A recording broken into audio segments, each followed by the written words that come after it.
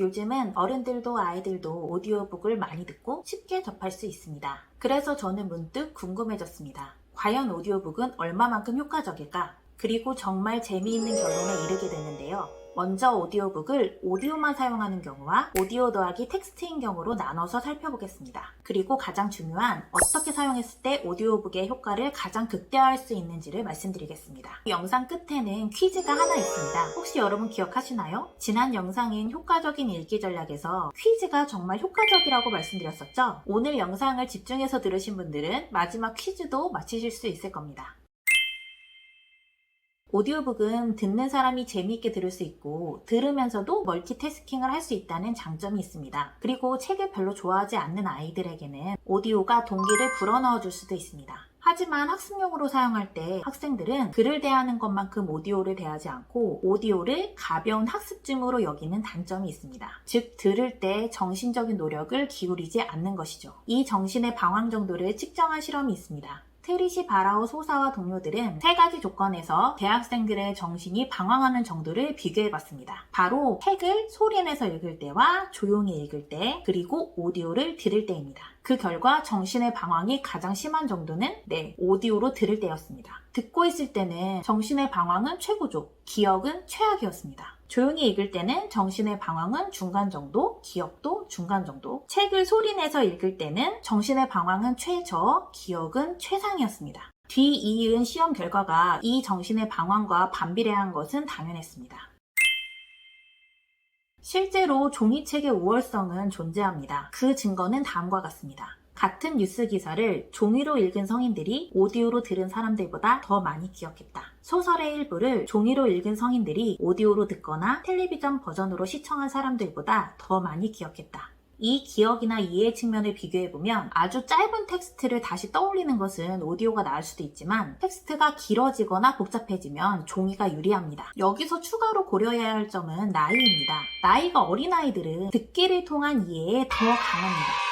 하지만 나이가 들어가면서 점점 글로 된 텍스트에 숙달되면 이것은 역전됩니다. 따라서 어른들은 태평스럽게 아이들에게 오디오를 틀어주고 아이들이 그것을 텍스트를 읽을 때만큼이나 많이 배울 수 있다고 생각해서는 안 됩니다. 눈으로 읽는 것만큼의 효과를 거두려면 학생들의 더 많은 노력과 우리들의 더 많은 지도가 필요합니다. 오디오로 들을 때는 정신의 방황이 일어나기 쉽다는 것을 인식하고 더 의식적으로 듣는 것에 집중해야 합니다. 집중을 위한 몇 가지 전략으로는 들으면서 필기하기, 듣고 난 후 핵심어 목록, 요약, 개념지도 만들기, 2번 듣기, 스스로 약식시험 보기 등이 있습니다. 또한 오디오를 들으면서 멀티태스킹을 하는 것은 그만큼 주의 깊게 들을 확률이 낮아지기 때문에 지양하는 것이 좋습니다.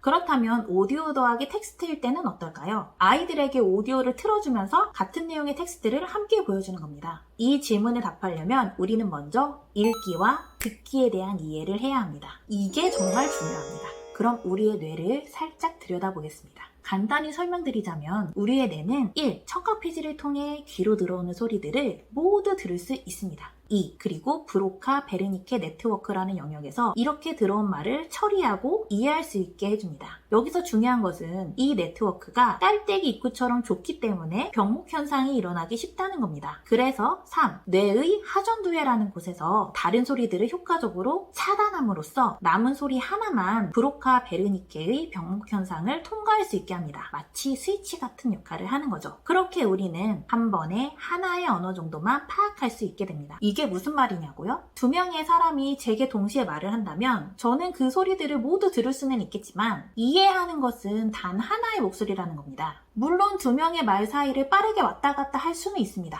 하지만 이 2가지 말을 모두 이해하고 기억하는 것은 불가능합니다. 딱 하나만 가능합니다. 왜냐면 수십 수백 개의 목소리를 동시에 듣더라도 오직 하나를 제외하고는 모두 제로에 맞춰지면서 무의미한 소음이 돼버리기 때문입니다. 이제 우리 뇌의 듣기 시스템 이해가 되셨죠? 그런데 놀랍게도 우리가 읽기를 할 때도 같은 일이 벌어집니다. 왜냐고요? 한번 떠올려 보세요. 무언가를 조용히 눈으로 읽을 때 혹시 뭔가를 듣고 있지 않으신가요? 여러분의 눈동자가 텍스트 위를 지나갈 때마다 당신의 머릿속 깊은 곳에서 각각의 단어를 소리내어 읽는 목소리가 들릴 겁니다. 10명 중 9명은 그 음성이 자신의 목소리라는 것을 알아차릴 수 있을 거예요. 그리고 어떤 유명한 이가 말한 문장을 읽을 때는 그 사람의 목소리를 떠올리실 거예요. 아무튼 독서는 분명 침묵과는 거리가 멉니다. 이제 읽는 행위가 듣는 행위와 같다는 것을 이해하시겠죠? 읽을 때 자기 목소리 듣고 있잖아요. 따라서 아까 본 뇌의 모습이 이 읽기에도 적용됩니다. 만약 당신의 아이가 오디오북을 듣고 눈으로는 텍스트를 읽고 있다고 해봅시다. 이때 아이의 청각비질은 들려오는 오디오 소리와 묵독을 정신없이 처리하고 있습니다. 물론 이때도 어김없이 병목 현상이 일어납니다. 이때 아이는 들려오는 오디오 소리를 따라갈 것인지 아니면 읽고 있는 텍스트를 따라갈 것인지를 결정해서 브루카 베르니케 네트워크에게 알려줘야 합니다. 그렇지 않으면 변변한 소득 없이 멍한 상태로 그저 시간만 보내게 될 것입니다. 만약 아이가 묵독을 선택하면 오디오 소리는 즉각 차단되어 의미 없는 소음이 됩니다. 이제 아이는 묵독의 목소리에만 집중할 수 있게 됩니다. 물론 오디오 소리를 선택한다면 그 즉시 묵독의 목소리가 차단되겠죠. 이렇게 뇌과학은 듣기와 읽기 중 한 가지에만 집중할 때 가장 큰 효과를 얻을 수 있다는 사실을 일깨워줍니다. 그런데 현실은 어떻습니까? 다양한 상황에서 아이들과 어른들은 듣기와 읽기를 병행할 것을 요구받고 있습니다.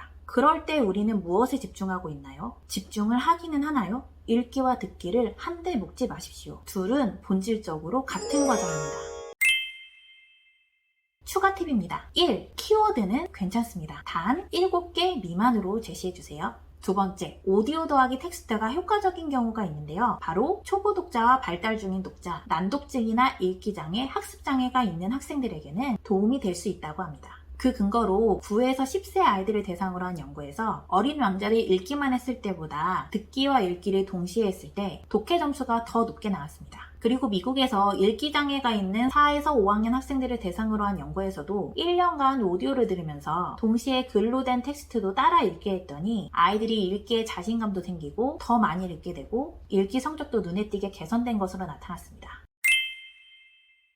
이제 드디어 오디오북의 최고의 전략에 대해 말씀드리겠습니다. 사실 이 내용을 전해드리기 위해 여기까지 분주하게 왔습니다. 그렇다면 해답은 도대체 무엇이냐? 바로 시각입니다.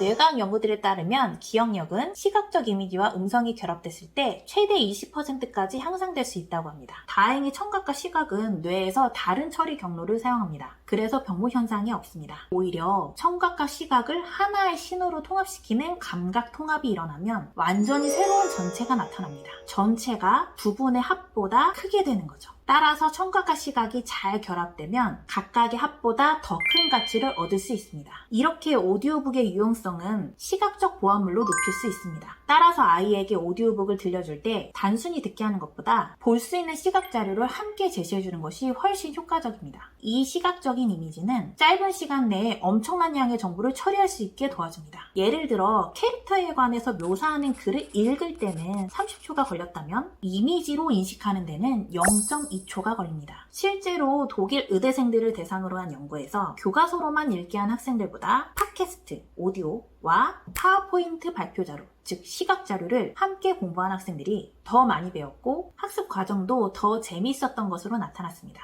교육적인 오디오가 적절한 시각 자료와 결합되면 아주 성공적일 수 있습니다. 이 시각 플러스 청각, 정말 유용한 전략이 될 것입니다. 정리하겠습니다. 오디오북은 즐겁게 들을 수 있고 멀티태스킹이 가능하다는 장점이 있지만 정신이 쉽게 방황할 수 있으니 의식적으로 집중해서 듣도록 노력해야 합니다. 그리고 종이의 우월성은 확실히 존재합니다. 듣기와 읽기는 본질적으로 같은 과정이므로 오디오 더하기 텍스트는 병목 현상을 일으킬 수 있습니다. 대신 오디오에 시각 자료를 함께하는 시각 플러스 청각 전략을 활용한다면 오디오북이 종이책보다 효과적일 수 있습니다. 자, 퀴즈입니다. 그렇다면 아이에게는 어떤 오디오북을 사줘야 할까요? 어려우실지도 모르니 객관식으로 나갑니다. 1. 오디오만 있는 오디오북. 2. 오디오 플러스 텍스트인 오디오북. 3.